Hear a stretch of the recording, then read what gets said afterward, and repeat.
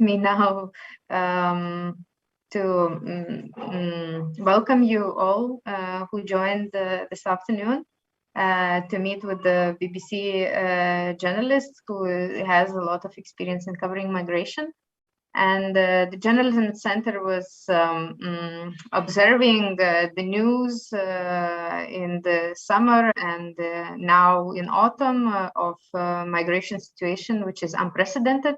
And the topic is quite new for Lithuanian journalists, and the journalists have a lot of questions of how to do their job professionally, properly.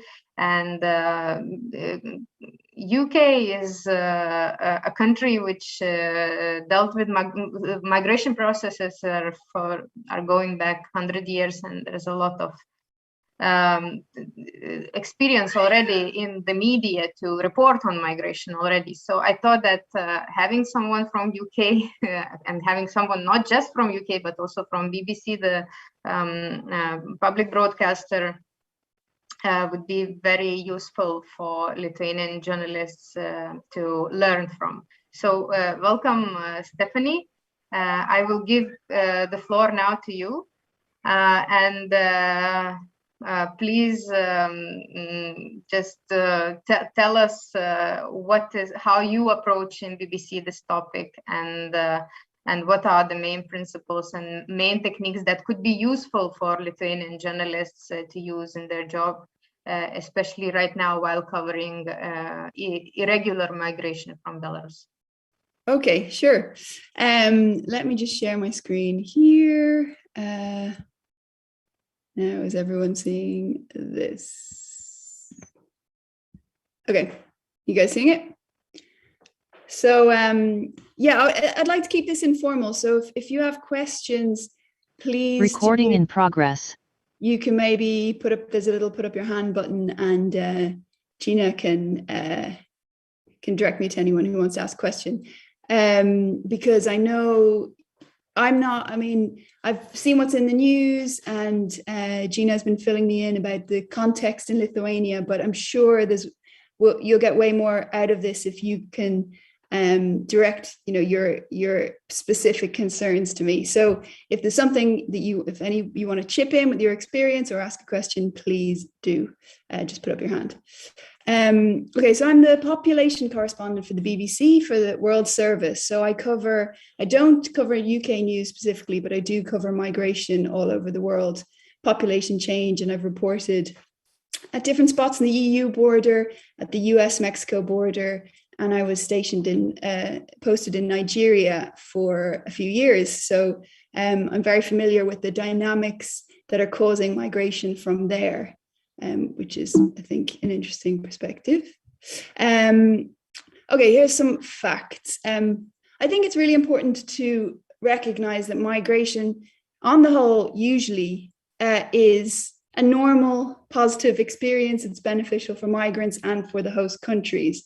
But of course, it has problems, and that's where our reporting becomes really important. But there's 281 million people who live outside the country of origin. I am one of them, and some of you might be one of them as well. I'm from Ireland, but I live in the UK. There's 81 million displaced people, and they're mainly from 5 countries: Afghanistan, Syria, Venezuela, South Sudan, Iraq. 86% of displaced people are hosted by developing countries, not by Europe, not by the US.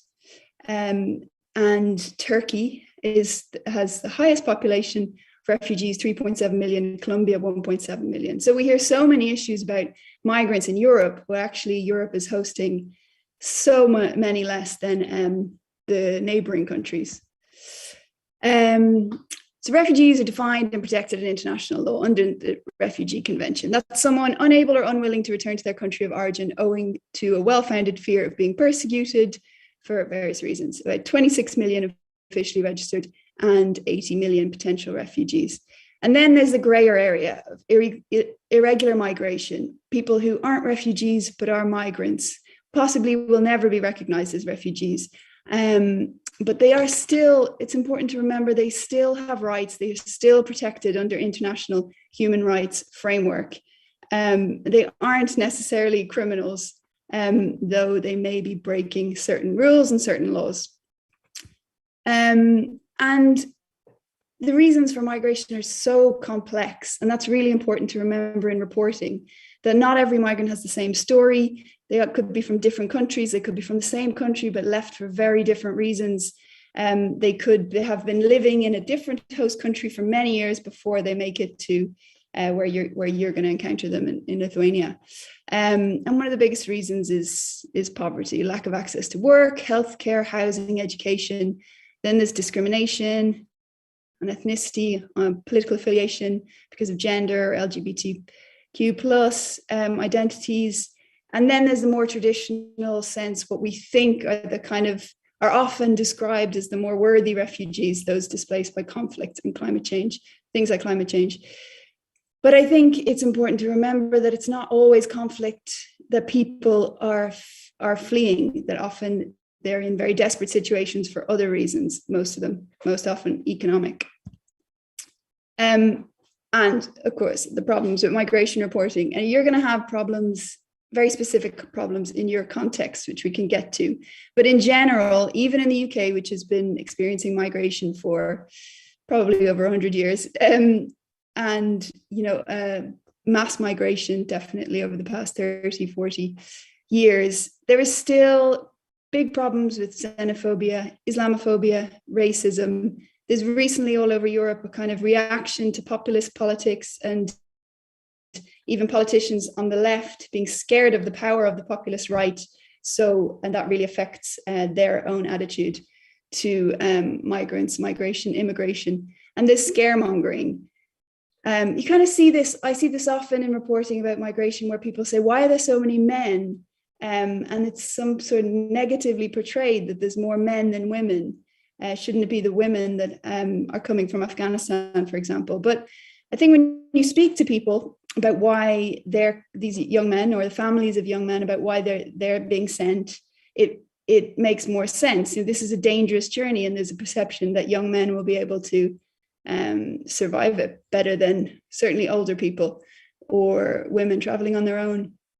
And I think on the left also there can be a lack of objectivity, there can be lack of context, just focusing only on the event, the rising number of migrants coming through at that one time, and not looking at what happened before, not following people after.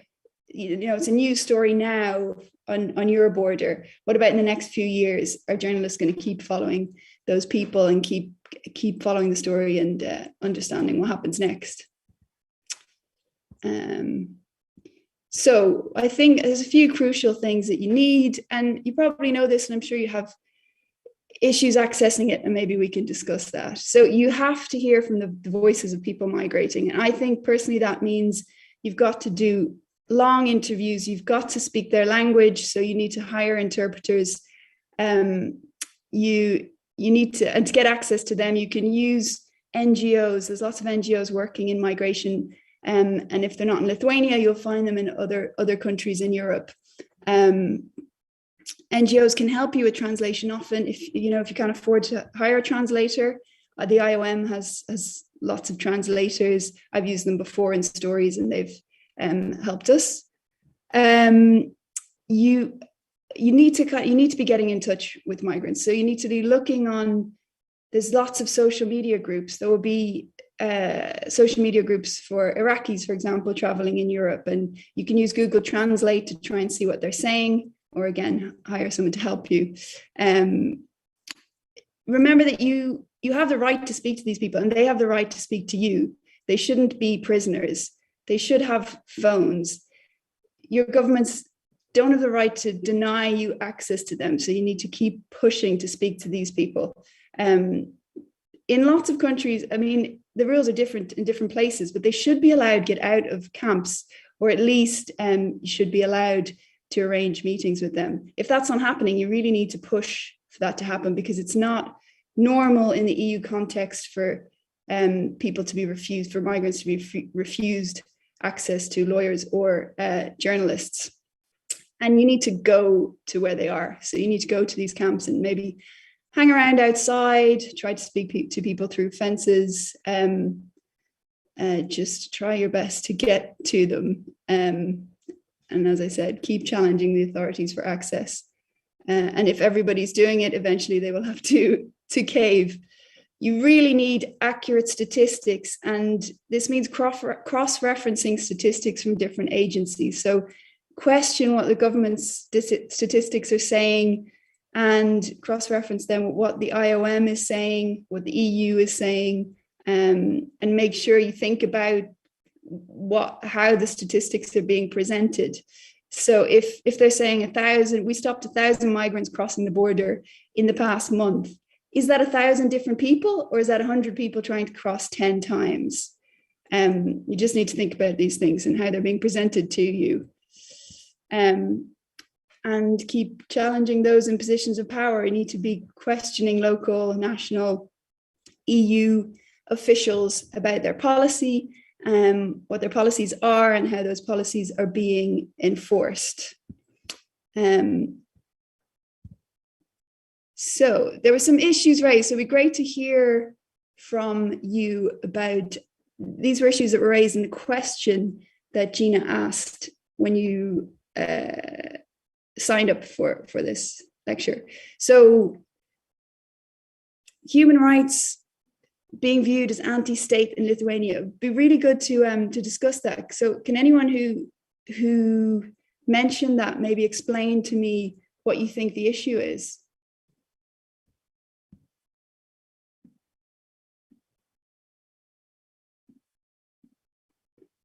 Or Gina, maybe you can explain? Yeah, sure. I'm not sure if the journalist who asked this question is actually here, or he's or she is observing the meeting on YouTube or Facebook. But there is this widespread how to say, the mood that if the migrants are acting in an illegal way, so how can you report about their human rights when they are violating the rights of other people? So there is this basically clash of national interests, like social interest to live, in some social security in the country which cares about social security of its citizens in the first place. So there is also there is this a narrative which is also was demonstrated by journalists, that it is there is enough of evidence to state that the migration is this irregular migration that happens through Belarus border is organized via Belarus by the Lukashenko administration. So this is basically a war. And in the war-like situations, what do? Do you, are you pro your country or anti your country, or you are playing into the propaganda messages of Lukashenko? So also one of the arguments why or statements why our officials were not willing to allow journalists to freely work at the border territory was also saying that this will be used by Lukashenko and Belarus propaganda if you criticize too much what our officials and border police is doing at the border. So we want to avoid misinterpretation. That's what they're saying. So like journalists, I suspect that they are in a kind of tricky situation when they are expected to be complying and good citizens, caring about their own country and safety of people and Lithuanians in the first place, and then all the from the other side there is a human rights issue and also regulations and the human rights standards that are expected from the country which is EU country. Okay, well, I think personally it's not your job as a journalist to spread propaganda about your country. It's almost the opposite. You need to interrogate what the government is saying. So I appreciate it's a difficult position that people are put in, but yeah, I think that it's not our job to, of course, in private life, be good citizens. It is, but it's not your job as a journalist to be a compliant citizen. It is your job to question the government and question the authority and question their behavior. So I would try to resist that narrative. And I think also it's important to see migrants as individual people with individual stories and individual reasons for being where they are. There may be a war, a propaganda war going on, but that's not they're not the cause of it or the reason for it. So you can report their stories and you can report their human rights separately to whatever politics is going on. And I think you have to question this narrative about whether it's a security issue. Is 100 people crossing a border really a threat to Lithuania? Thousands of people cross borders all the time and they do it quite safely. And okay, they might be detained afterwards and then processed. But is it really a security issue? Is there really a security threat at the border? I think that's a narrative that governments would like to spread, but it needs to be questioned. Can I also interrupt a bit? There was this, actually there are versions about how many migrants are there right now in Belarus, because there are planes, Belavia, the Lukashenko state company, is now prohibited from flying anywhere else in the world, but some countries like Syria, or Iraq. So they are actually bringing quite a lot of people in their state-owned company, aviation companies, bringing quite a lot of people. And there are versions that at the moment in Belarus are around 10,000 people stuck. They have their documents taken and not able to go back to their countries, and they don't have even don't even have a purpose to go back, so the direction is somewhere else. So when journalists are presented to these numbers, it seems like quite a security issue. Yeah, but I mean, we had hundreds of thousands of people were crossing the borders in 2014. And it was certainly it was a migration issue, but it didn't cause security problems. So I think you need to look at all those experiences of European countries before and question whether this is really a security issue. I mean, these people aren't armed. They don't usually pose a threat. So I think it's, yeah, I'm not saying it is or it isn't, but I think it's certainly our job as journalists to question that narrative. I think, so I spoke to, Gina said you all might have seen this piece of work already by my colleagues. So if you don't want to watch it again, that's fine. But yeah, so should we watch it or not? No? People feel like they've seen it?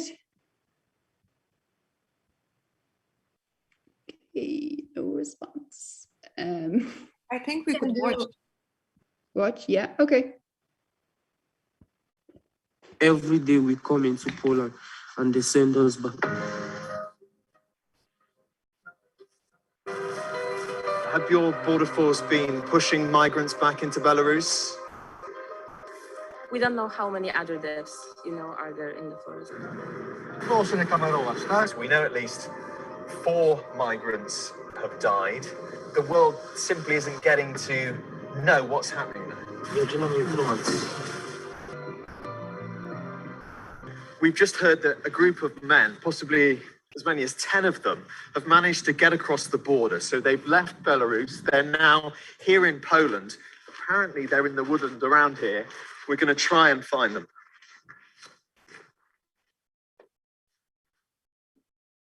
The men we meet thought they were going to die here in the freezing forest. Kelly and his brother Owen are from Nigeria. They claim they've been pushed back and forth by both Belarusian and Polish border guards for the past 3 weeks. We are playing us like a football. The Belarus will beat us, push us to Poland. The Poland will crash us, beat us, push us back to Belarus. These 10 men say they'd flown to Belarus from various countries with the promise they'd be able to travel on to a neighboring country in the EU. They threatened us by their gun. There was a time they released a bullet. We're scared. We don't want them to shoot us. EU countries put economic sanctions on Belarus after a crackdown on political opponents. Now they accuse it of sending migrants their way in retaliation to try to destabilize the region. 21-year-old Magellan from Cameroon explains how the Belarusian forces led them to the Polish border. They take us at night, around sometimes 8 o'clock, sometimes 9 o'clock, 12 o'clock. They monitor the Polish police across the border. They tell us this way, there's no Polish police. So they will tell us we must cross those wires. So we creep, we crawl under, and then while we go inside, maybe if the Polish police happens to see you, they will take you back. We can see a lot of people here are not in a good state. Apparently a doctor's on the way, but also the border force are on the way, so it's not clear what's going to happen to these men. EU members Poland, Lithuania and Latvia have each declared a state of emergency along their border in response to a huge rise in the number of attempted crossings from Belarus. We try to reach the area that Poland has sealed off. Aid organizations and journalists are now banned from entering. British journalists? Look at how we go this area.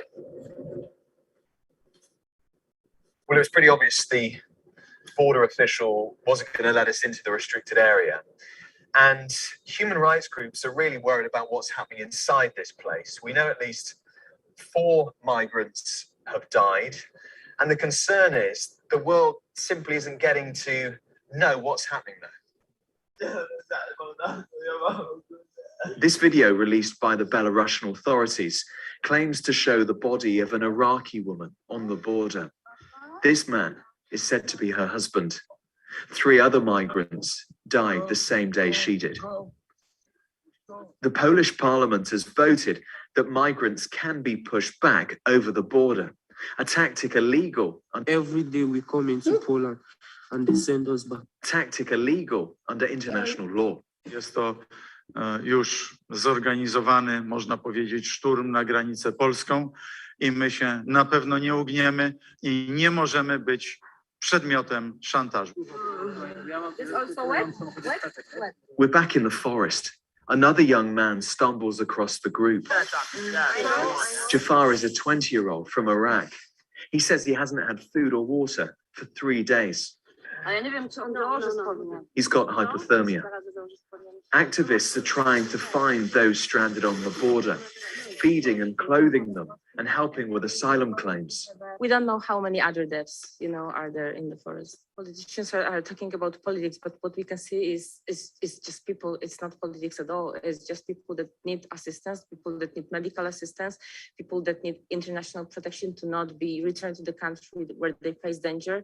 So here on the ground, it's absolutely not politics. It's just humanitarian crisis that we are dealing with right now. The fear among charities, human rights groups, is that we're going to be seeing more of this because more people are coming to Belarus. More people are trying to get across the border into Poland, into the European Union. Michael is a father of 3 from Sri Lanka. I asked to call my wife. No. They refused to give at least 1 single minute. He says there was no sympathy from the Polish side. I pray to God, I will make it. I'm a Catholic. Anyway, I made it. The EU says Belarus has created this crisis. Belarus says Western politicians are to blame.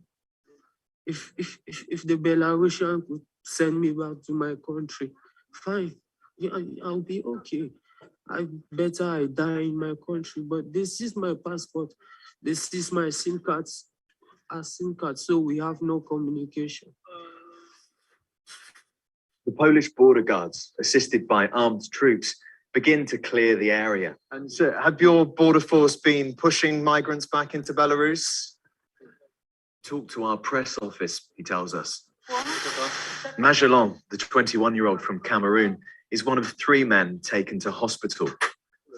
The others will be driven to a quarantine facility, but all fear they will be sent back across the border once again.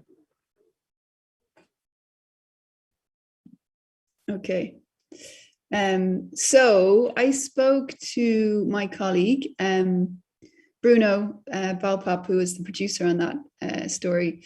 And we were talking about the difficulty in getting access. And he was saying that they just drove towards the border, and where they found those men was actually about 3.5 kilometers. So it was just outside the area that they're not supposed to be in, which was lucky because they didn't have to, but they were willing to, and they'd had permission, I think, from BBC to push further if they had to.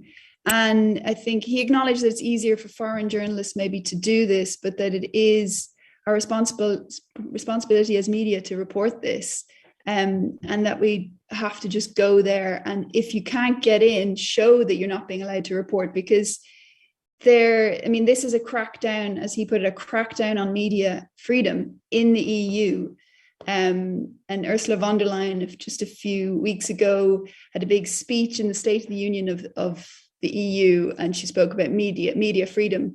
So the EU really needs to be held accountable, and the Lithuanian authorities and the Polish authorities need to be held accountable if they are stopping journalists from doing our job. As I was talking about earlier, I think we need to question these claims about a state of emergency. Are these people really a threat? Are they really a security threat? And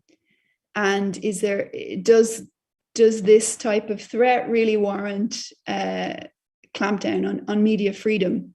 To me, it seems undemocratic and excessive. And then we also, Bruno brought up the point that we need to question the statistics. Poland are claiming 1,000 people are trying to cross. But again, is that 1,000 people, or is it a smaller number of people trying to cross multiple times? There's really strength in numbers. So I think it's difficult for one journalist to do this, but if all journalists, and especially state broadcasters, are pushing to get access, then you're much more likely to be granted it. And if more than one person gets in trouble, it's much easier. It's much easier to make a case that the whatever rules or laws that have been broken weren't fair in the first place and contradicted EU democratic freedoms. I don't know if anyone here has personal experience of trying to do this, but it'd be great to hear from you if you do. Actually, there is. There is one commentary. Our participant Eva Volkanovska, who is also a journalist, she's writing.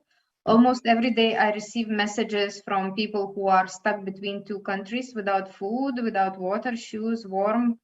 Rabbi calls for help. Does not want to. Do not want to die. But he dies. A 16-year-old boy died in Belarus last week. That I reported about it. I have his last photo on my phone. Wow. His heart ached. He vomited blood. In a few hours, he was already dead. There are many activists working on the Polish border, many of them my friends. One doctor wrote today, people here are slowly dying. In Belarus, one person has 2 slices of bread a day, very cold at night. People are beaten, they are told to go. They steal each other's food. One boy wrote us that it was like a place of zombies, and we bring them back to this nightmare. And she's asking, what can I do? In Lithuania, no one monitors the border, but I am sure that it is the same here. What can I do? When does a journalist stop being a journalist and become a human rights activist? But I think it is journalism just to go and report what's happening. It's not activism to report exactly what is happening. I think it's activism if you're not reporting it accurately or if you're reporting it in a biased way. But it seems to me like these are things that are happening. All our job is just to document them. But and sounds like there are lots of very, very strong stories. I don't know. I mean, what do people think of that BBC story?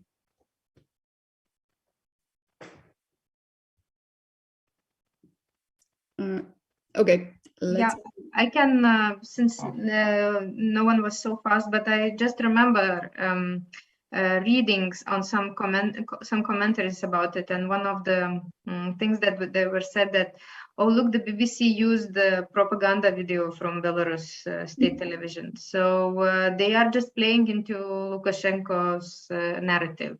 So we should be very critical about it. What is being announced? Is it really journalism? That was like a critical point. Of course, there were also some. Yeah, but I think it was presented. That video was presented as, if you listen to how the reporter is presenting the video, it was clear to anyone maybe outside of the politically sensitive positions that people in Lithuania and Belarus are in. It was very clear that was propaganda. I think it's okay to show propaganda if you're very clear that that's what it is. But yeah. Okay.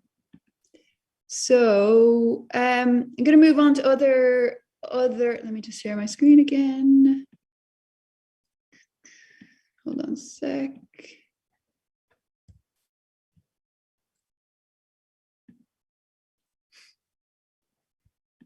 Okay.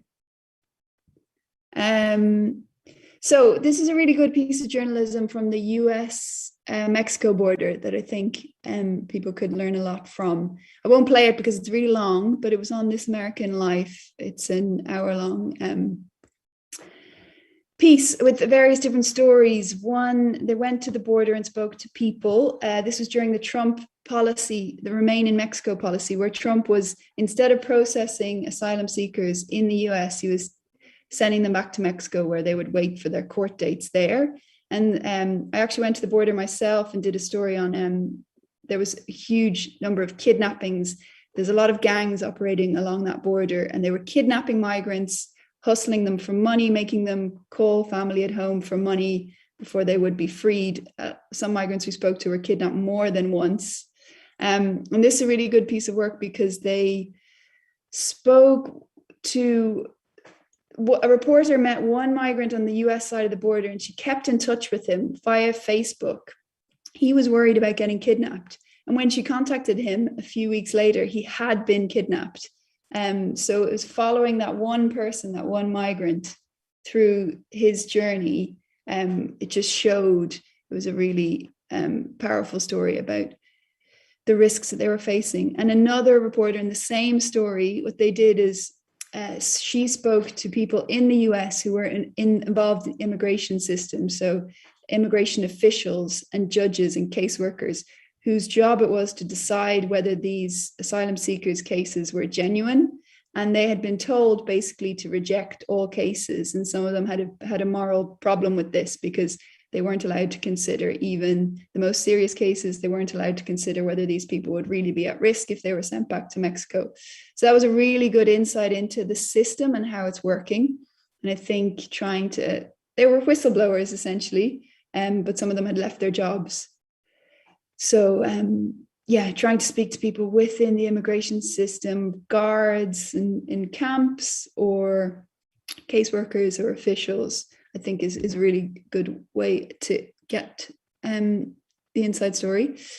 And there also, this radio piece, another thing about it was that it had really, really strong human stories. So really strong stories from the migrants' perspectives themselves, which I thought was great. Okay, this is a piece I did on the Mediterranean. So it's about boats that are still now every week coming from Libya and getting into trouble, trying to get to Italy and Malta. And this happened February 2020, I think.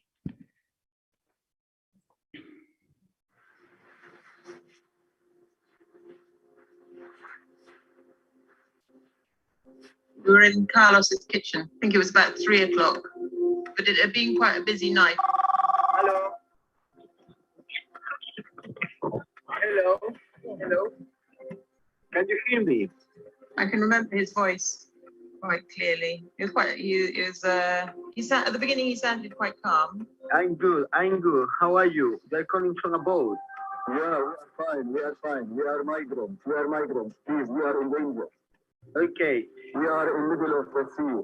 Yes, we are in the Mediterranean Sea. Please, we need rescue. Usually they call us and the boat is still working and moving. And it was just, in this case it wasn't. No, our boat is destroyed now. We are in emergency. Please, we need rescue soon. Right, tell me, information. How many people are you in the boat? We are 90 people, 91 people. Carlos and Jacinta volunteer for a helpline that answers calls from boats in distress in the Mediterranean. Well, the process is simple. We get the call in, and then we ask what is the position, and then we'll contact the Coast Guards.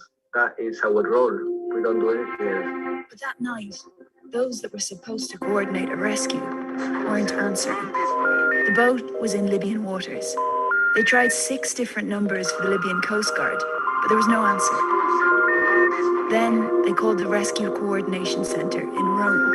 But it just became more and more clear as the night went on that no one was coming, that the Libyans, we couldn't get hold of anyone in Libya.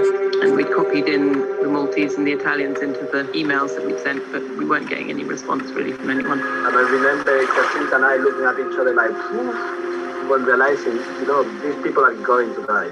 There is no chance that they are going to be rescued because nobody is picking up our phone and they are going to die. How much do you know about the people on board? I did ask where they were from, and I asked that partly for that thing of being able to match up later, but also because I was really worried for them, and I didn't want them to be anonymous people. I wanted to know a bit more about them.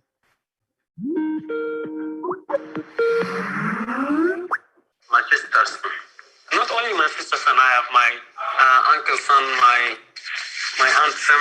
I have 10 of my family there in this boat. Wow. 10 of them. This man knew 10 people on board. Before they left Libya, he spoke to one of them. So that I said to him, give me Muzamil. I want to talk with him. He said, Muzamil is far away from me, and I can't go to him now. And the phone, I will close the phone because when they open the phone, they will catch them. Muzamil was his 18-year-old nephew. He was working in a supermarket. He was working in supermarket maybe 2 months or 3 months. In that money, he sent some of them to his family in Sudan. He was always dreaming. He was talking about every time he wanted to go to Europe, be a doctor there. Yeah, he decided to be a doctor. He just would love it, British UK. He loved UK so much. He would say he wanted to try the sea. I said to him, this is not a good time to try the sea. He decided to go. He's such a good person. Zamila. We miss him so much. We miss him so much. I remember saying to them, you're doing really well, because I just wanted to say something positive. Try and be kind, but I just couldn't think of anything to say, really. Is there a lot of water inside the boat? Yeah, water. It's going to be full now, yes. Of course, you cannot tell them everything is going to be fine because you know that everything may not be fine. And we were speaking to them. We were speaking to the man, and he was shouting, and he was saying there are people in the water. And then we couldn't hear him anymore. I think that's almost the end.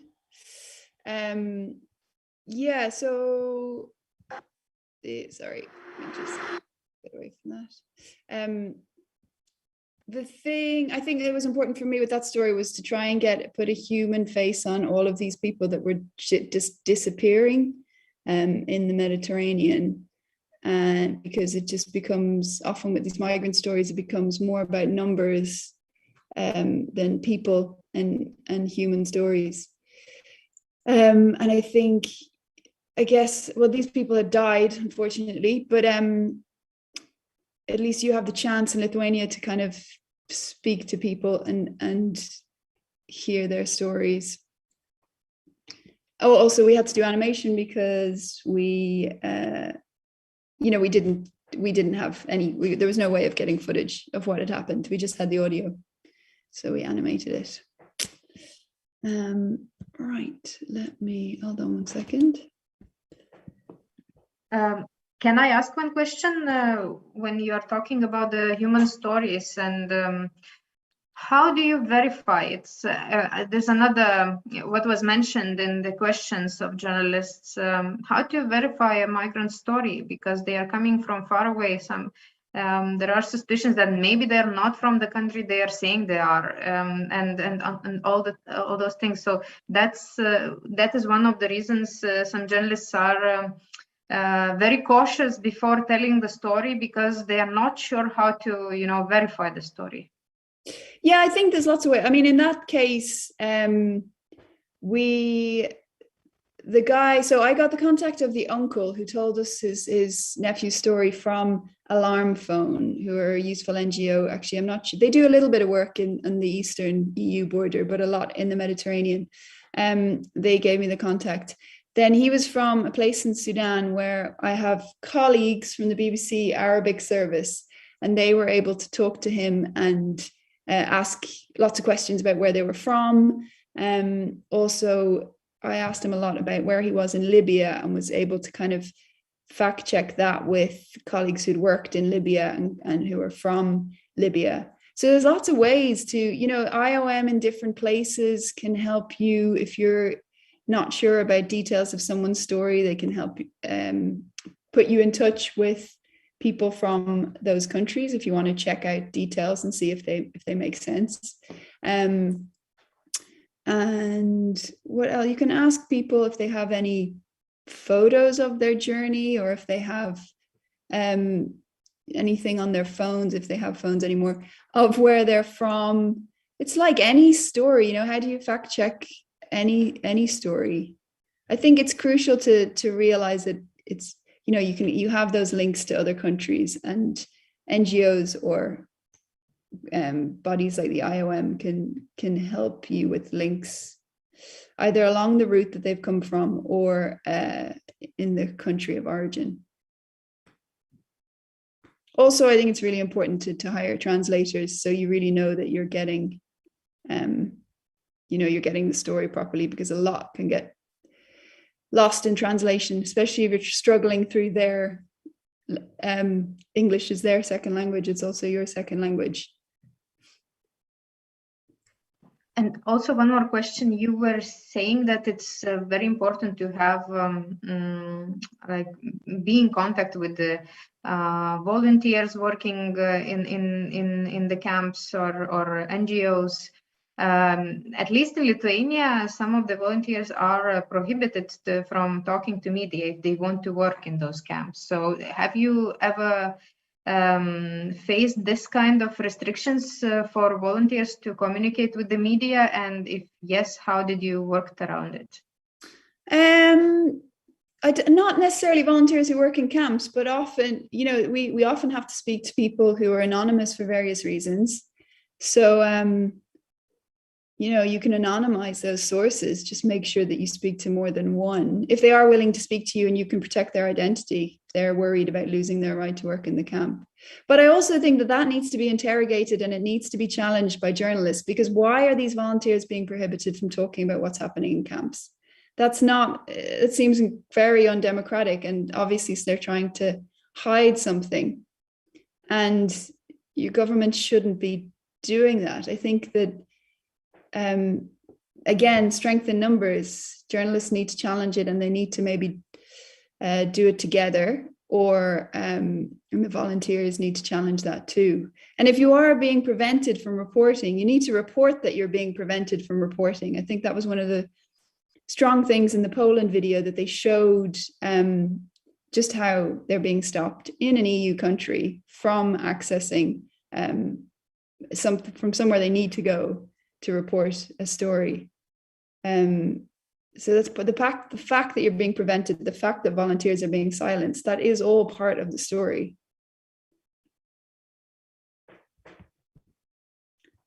Anything else? Shall we move on? Could I ask something? Yeah. Hello? Okay, my name is Ewa Bogdanska-Kołodziej. I'm a journalist from the Polish newspaper Gazeta Wyborcza. I live in Lithuania now, and I spent a lot of times, in camps for refugees. Yes, I have that it was my question, when the journalist is the journalist, on where she started to be, I don't know, activist for human rights, because for example, I don't know how to protect myself because migrants, they are writing to me all the time, because when they are beaten and they know that they trust me, and they wrote to me, we are beaten in the camp, or for example, okay, I need a doctor because I'm I'm ill, and and I got a lot of questions every day, or of course it's a question from people they are in camps, but I think that that our forest in Lithuania, in Belarus, in Poland, they are like the Mediterranean now. And very often relatives of migrants also write to me and ask, oh my God, where could I contact some NGOs and ask for something, yes? And yesterday I had the thought, oh my God, I have no time to work, yes? And I'm trying to think about myself, that maybe I'm just activist, volunteer, not a journalist, because a lot of questions and a lot of problems, and they got me, yes. And I don't know how to deal with that. And do you have some, I don't know, advices? Yeah, I mean, is there anyone that you can pass them on? Is there any NGOs that can help them? No, I tried. No. I think that our thing in NGOs, they hate me. I don't know, maybe some of them are participating in that meeting. And I every day I write emails to NGOs, could you help me? Maybe you can monitor something. And I write to, I don't know, the Red Cross, to the Caritas, to the other groups. It's sorry, we had other projects, sorry, and I feel that I'm just, like a one-man institution, one-man NGOs, and without help, yes, but I'm human, yes. And when somebody said, oh my God, I will be deported, but I had no chance to tell my story, I think, oh my God, it's unfair. So okay, so me is the human who will write the email to the migration department and so on.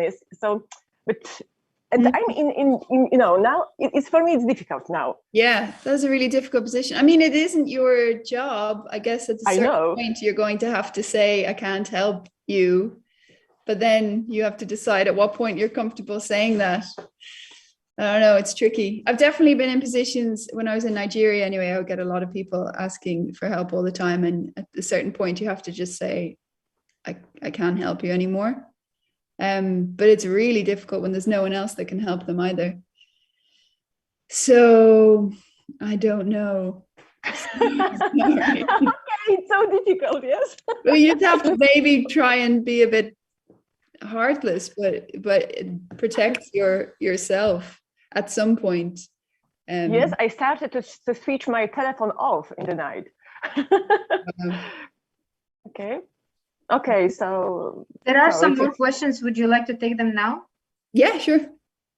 Okay, so there is Giedra Pesitskyte, a reporter, is asking, when I was reporting, it was harder to get women voices. Is this something you see as well, that it is harder to get women perspective on migration issues? Yeah, I think there are a lot more men migrating for a reason that I was explaining earlier, that I think a lot of families think it's safer to send a young man first, and then then, you know, he'll get a job, make some money and send for the family will follow. So yeah, there are definitely less women. Maybe there might be cultural sensitivity. So maybe you could, if that's the issue, you know, that these women don't want to speak to a man, you can hire or get help from a woman, and especially a woman who speaks their language. Is it, I guess it's hard to tell if it's that the women are there and you want to speak to them, or you can't find women to speak to. Those are two different things. Yeah, she was not specifying this, but maybe you can comment on both. Yeah, you said that there might be an issue of not finding like women not willing to speak, and there is women not being present there. Depends on the context, doesn't it? I guess I need to know a bit more about what the reporting that she's doing is. But like, is it, if you're speaking about women migrants in Lithuania, of course there are plenty, and you could maybe find them through associations for, say, you know, Iraqi women, or but if it's a case of looking for people who've recently crossed the border, there might just be a lot fewer women who've done that.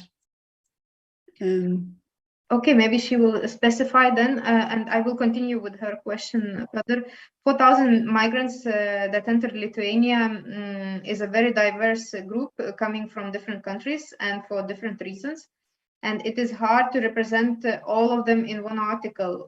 What do you think are we failing to show our readers how diverse the group is? Probably, yeah, if you can't, it depends, right? Are you saying that you can't do all of this in one article, right? I think you've got to speak to your editors and convince them that this is something they need to keep covering, and make sure that when you're writing, you don't present it in a way like, just because this case study is from Iraq, everyone is from Iraq. That's all in how you present it, and then try and get a diversity of case studies. But yeah, I guess it's difficult. And also she's just commenting on the access. She's saying this was a real struggle, especially when I'm working as a freelancer. At the time I was reporting, no access was given to none of the journalists to enter the biggest camps, Rudnik and Rukla, saying that this is for safety reasons. And I honestly wish there was more highlight in the articles I seen in Lithuania that we journalists didn't get permissions to report from certain places, including the border. Yeah, I think all journalists need to be reporting that they're being stopped from accessing, especially the state broadcasters. And they really need to be pushing it as well, because if they're being denied access, they need to tell the public they're being denied access. And that will help other journalists, and it'll help freelance journalists. And there's one more question from Agle. She's asking how to remain unbiased towards the migrants. It's difficult to do not try to get into their shoes when hearing their stories. And some might be faked, and seeing also the conditions they stay, etc. Yeah, I understand the idea that some might be fake, but it feels like it's never when I go into reporting a story, it's never my first thought, this might be fake. It seems like you guys have an impression that all migrants are lying. And I think that that's very unfair. Obviously, as journalists, we have to be cynical, and we have to question, and we have to verify. But I think going in thinking this person is lying to you is a strange approach. You wouldn't do that in your other reporting, would you? Because it's the second time now it's come up in people's questions. So clearly there's some sort of attitude that migrants are liars, but no more than any other human being. And yeah, I think a lot of these stories can be easily verified. But just listen, and ask the right questions. As journalists, when you're being lied to, when people are being inconsistent. So just use your journalist skills, same way as you would with any other story. Yeah, I think it's it for now. So okay. Was this another? Oh, I wanted to show you another piece of journalism because it's not about a border, but it's about. What? Sorry, skipping ahead here. Okay, so let me share my screen again.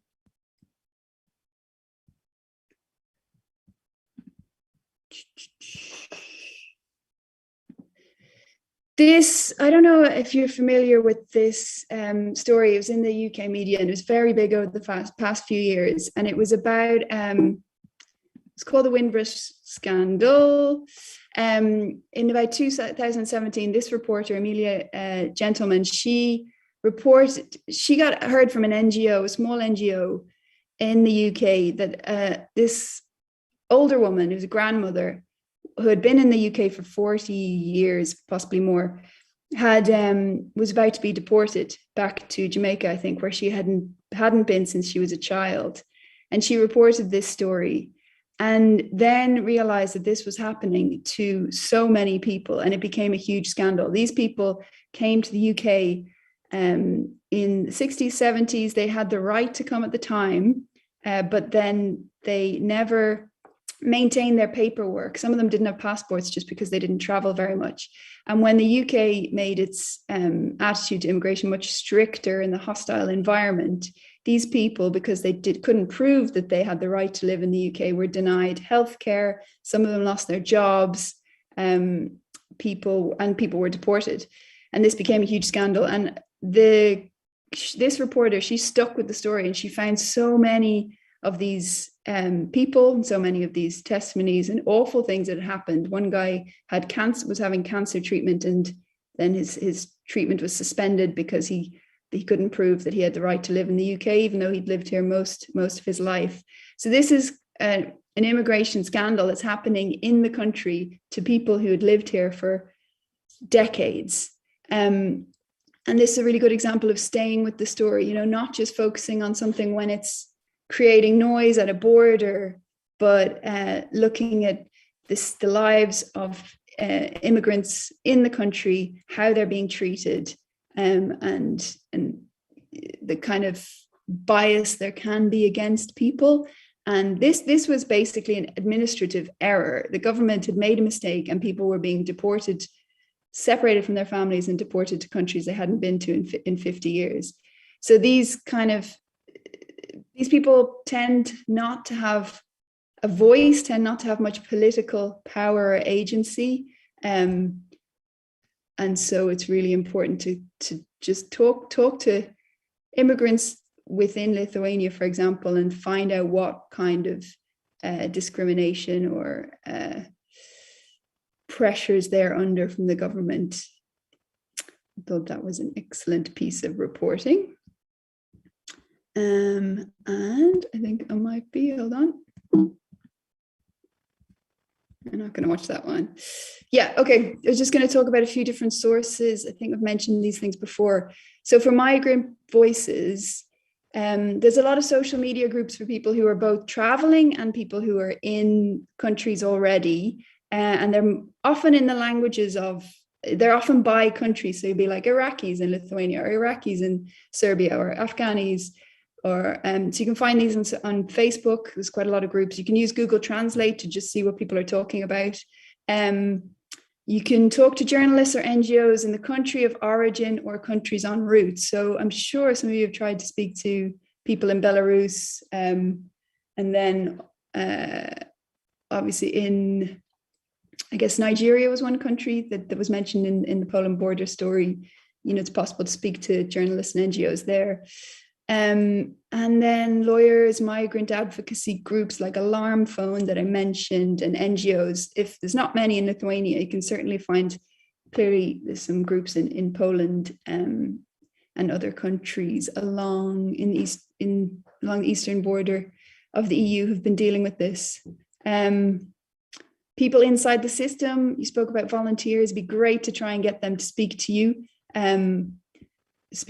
anonymously, if they will, if you can, and you can avoid identifying them, try and avoid putting them at risk. And then the authorities, have to question all the statistics that are coming from authorities, and like I said, cross-reference them, and keep up the pressure on the UN. If they're not giving you information, then go to Geneva and ask them ask their bosses why you're not getting information from certain countries. Keep up pressure on the EU to hold Lithuania to account when it's stopping you from reporting.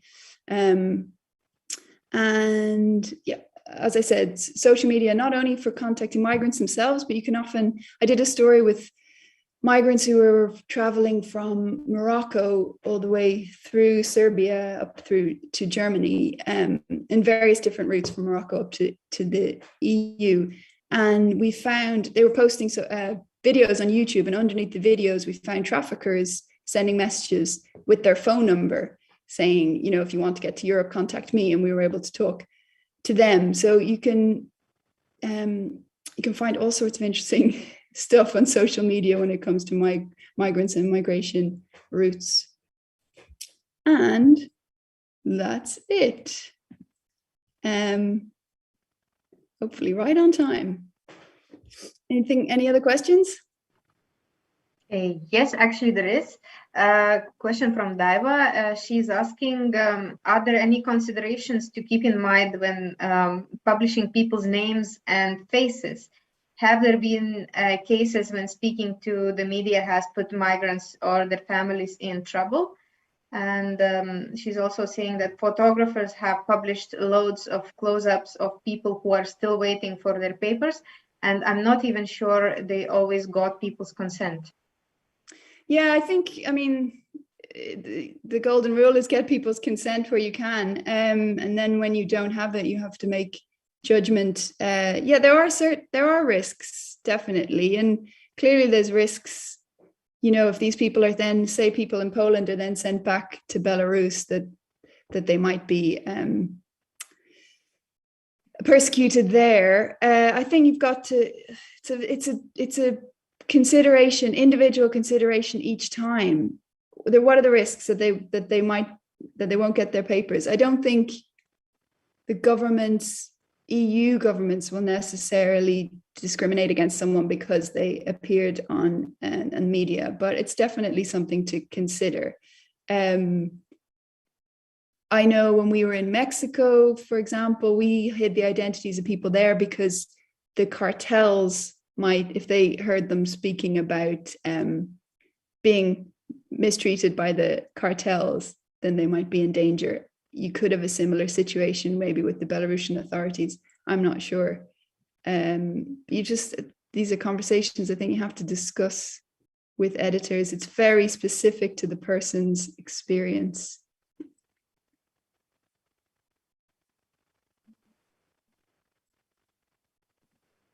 Yeah, I think from my side, I don't have the questions right now. Maybe someone from the audience here in Zoom have some questions. Yeah, if you want to ask in Lithuanian, maybe Gina, you can translate. Sure, go ahead. Jeigu kas nors norit lietuviškai paklausti, irgi klauskite, aš galėsiu išversti. Nope.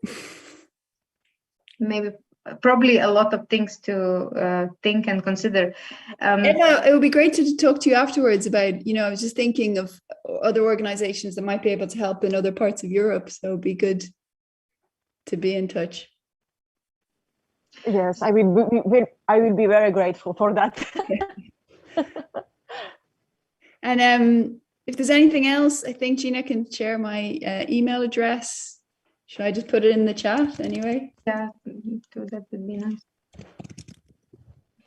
But there is also one narrative active right now that the asylum-seeking procedures are subject to change, and everyone in Europe, or all governments in Europe, understand already that they do not work. Yeah. Do you get to hear a lot of that in UK, and how journalists are covering this kind of narrative? Yeah, I think it's really, really tricky because it's really difficult because it's very, at the moment, it's quite hypothetical. There's a lot of legal language. It's it's difficult to explain to audiences, but there certainly is something happening in the world right now over the past 5 years or so, where the idea of asylum seeking is being eroded, and the idea of being a refugee is being eroded, and certainly countries seem less willing to kind of accept refugees. I think that is a really important story, but it's complicated and difficult to tell. But it is interesting. There's clearly a narrative that refugees are lying, or their cases aren't valid or aren't real. And I think that's something that's been spread by the far right, probably, which needs to be interrogated, shall we say. Could I ask? Sure. Okay. I have one more question. Because I very often I hear from my colleagues or from my, I don't know, not for Lithuanian people, one question. If we don't send them back, if we don't, to the Belarus or to the Iraq, so there will be millions of them here. So why I'm protecting those people? Because if we don't do anything, so they will be here, everywhere. It is very, very often in Lithuania, yes, because a lot of people, I think something about 90% of people, they agree with that pushback politics, yes, and do you have a suggestion? How would you answer to that question? I mean, I think it's not our position as journalists to answer that question. That's for politicians to decide. But I think it's also, I think most people don't want our governments to act cruelly, to put people in danger and to risk people's lives. So I think it's fair enough if those things are happening that we report on them. Decisions about where and how migrants should be treated and processed, they are for governments to make, not journalists. And they are judgments that governments should make and that voters should respond to when they vote them in and out of power. But I think when people are being abused, mistreated, tricked, when their lives are being endangered, wherever they're from, I think it's fair to say that most people agree that that shouldn't be happening, and that if it is happening, it should be reported. So I don't think that it's not a political stance to vote on mistreatment of migrant people. Deciding how migration should be dealt with, that's for politicians, not journalists. Okay, good. So it is my answer also, yes, but I was interested in your opinion. So I think we think in a very similar way. Thank you. Cool.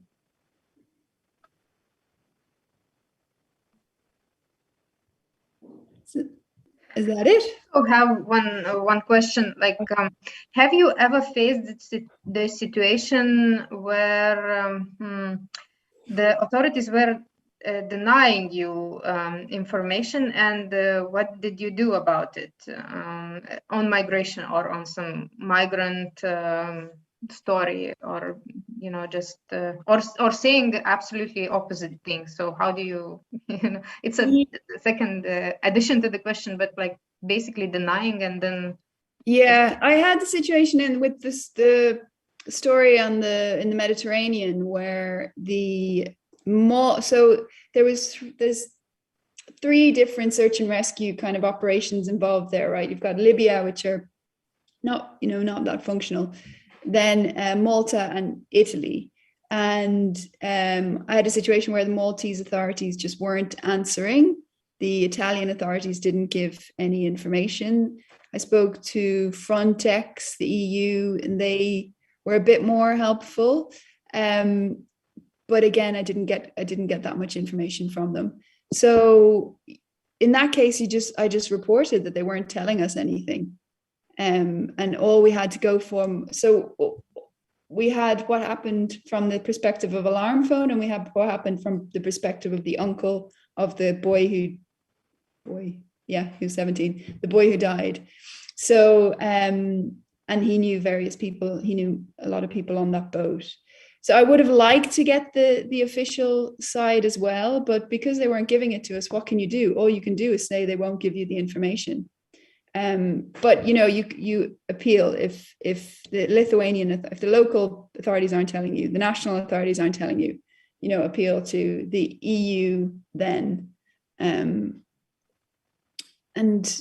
that's all you can do, really. I mean, but it's really important to say when authorities are refusing to give you information and expose the fact that they're trying to hide it, I suppose.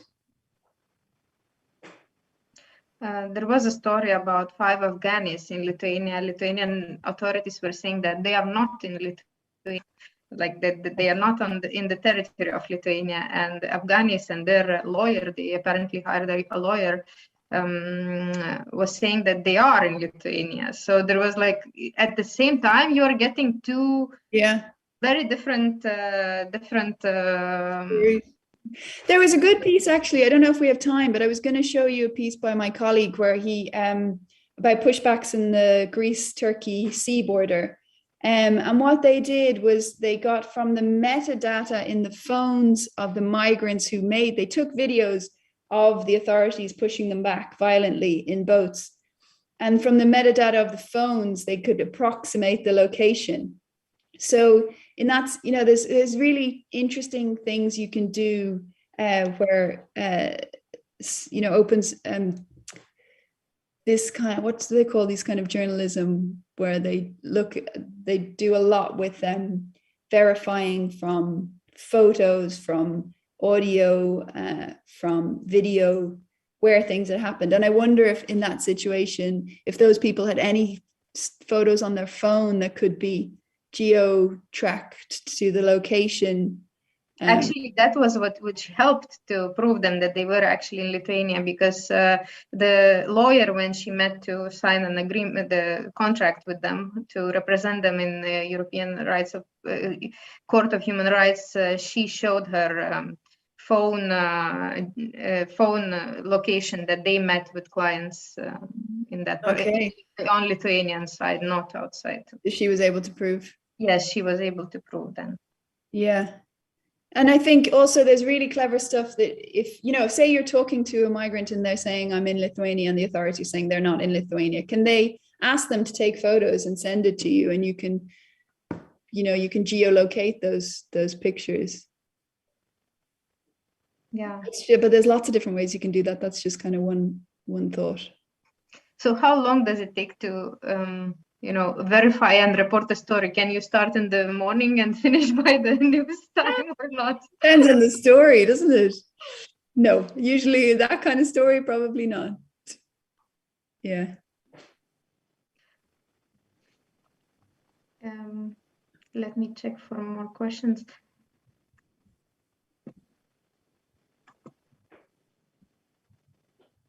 But I think that we still can, we have some time left. So if you said that there is some... oh, that video, yeah. Let me show you. You want to share, we can... Okay. Share screen.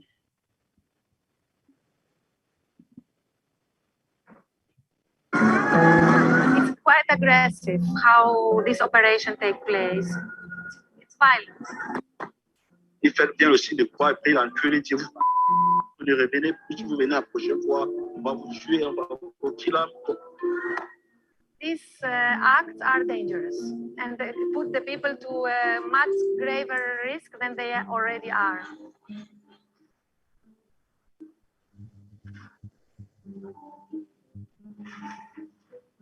At its closest point, it's just a few miles to the Turkish coast. Coast Guards patrol these waters every day, but some are accused of illegally pushing back migrants towards Turkey. We've been investigating the stories of some of those who say they've suffered serious human rights abuses at the hands of the Greek authorities. Some asylum seekers managed to film what happened. Using mobile phone technology, we've verified the time and location of the incidents. No water, nothing. He will die with the baby. À un moment, ils nous ont demandé pourquoi vous ne prenez pas les visas avant d'entrer. On les a fait comprendre que nous avons fui le pays. Vraiment, la façon de fuir le pays, il n'y avait pas moyen de prendre le visa pour tout ça. Avec la guerre que nous vivons chez nous, les multiples problèmes, la façon de sortir, parce que parfois nous sortons illégal et nous sont insultés. Ils font bien le signe de croix et puis l'encul et dire vous ne revenez plus, si vous venez la prochaine fois, on va vous tuer, on va vous killer. The Coast Guards create waves to intimidate and to push the dinghies back towards Turkey. Please! Please! Some do make it to land. They're abandoned boats on the rocks off Lesbos. But that doesn't end the danger of being pushed back.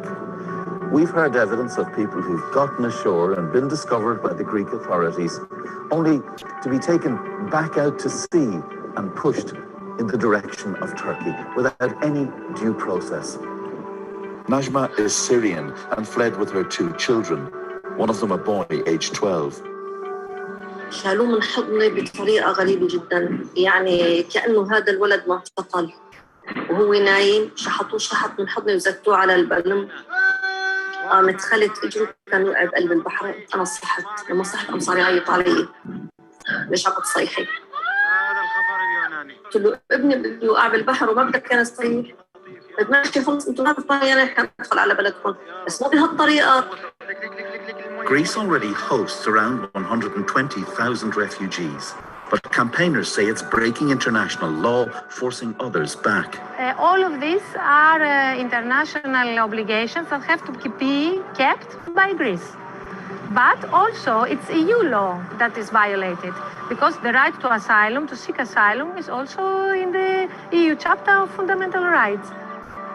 Since these scenes 6 years ago, sentiment has hardened against migrants in Europe. And the EU is accused of turning a blind eye to abuses because Greece is keeping migrants out. Some boats from the EU's own border agency are even accused of helping with pushbacks. This video shows a ship allegedly blocking migrants last year. This action is violating of international law. But now a top EU official says pushbacks defy its core values and must stop.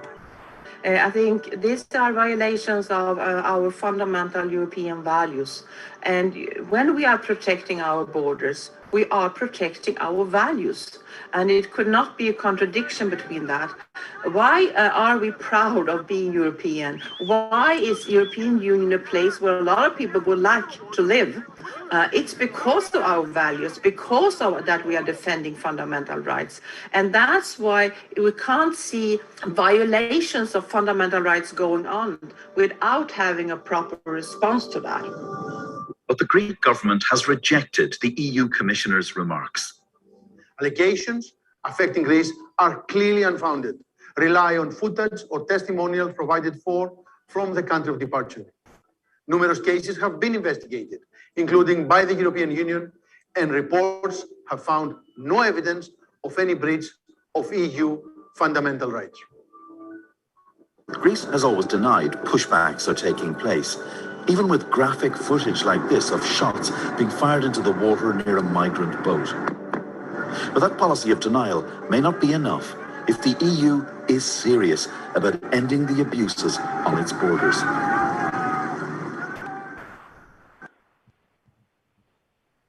Yeah, I think there was two things there that reminded me of something I meant to mention earlier. One is this idea of the EU being able to hold individual countries to account when it's breaking EU laws is really important. And if they won't, pressure needs to be put on the EU to do that. And the other thing is that these pushbacks do go against European human rights law, and they have to be challenged, but they just need to be, it's happening a lot. And I think it needs to be reported again and again. Oh, and also something I noticed, but you guys might be able to tell me more about this, is that Lithuania has put itself forward for membership of the UN Human Rights Council. Is that right? If so, then the fact that it's breaking, its obligations to protect the human rights of migrants is something that journalists should be in a position to raise. Yeah, that's a good point. And we have one more question from Diva. She's asking, do you have suggestions for reporting on so-called secondary movements when people transit a safe country but want to settle somewhere else? How much would you center a person's story? For example, why they didn't want to stay in Italy? And how much would you explain how the system works and what chances people have in the country they ultimately want to go? I think usually I find people that I've spoken to, they want to go where they know people. So they want to go somewhere where they have friends or family, a support structure, basically. And I think it's worth reporting, it's worth telling those stories from the perspective of those kind of normal human concerns that any of us would have. Who wants to end up in a country where they don't know anyone? They want to go where they have an uncle or an aunt or or a community from their country. To me, that's quite logical, and I think, yeah, it doesn't make a huge amount of sense to me why people fail to understand that. Also, you have to remember countries like Greece and Italy are shouldering a huge burden when it comes to migrants coming into Europe. And so it makes sense that it might be more difficult for people to find work there or be able to regularize their status.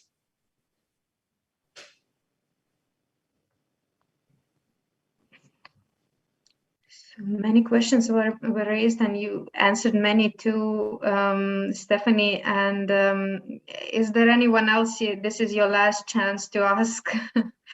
And if not, we'll move towards the closure of this meeting, this lecture.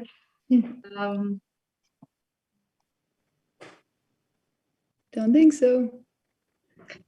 Yeah, so thank you very much, Stephanie, for sharing and for answering questions.